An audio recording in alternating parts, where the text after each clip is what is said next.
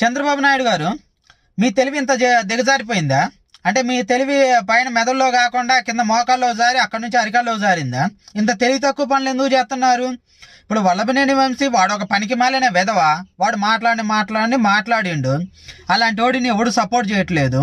వాళ్ళలాంటి వాడిని కానీ, కొడాలి నాని ఇలాంటి వాడిని కానీ, ఆ జోగి రమేష్ కానీ ఎవరిని సపోర్ట్ చేయట్లేదు. కానీ ఇంత సోదేవరాలు మీరెందుకు చేస్తున్నారు తెలివి లేకుండా?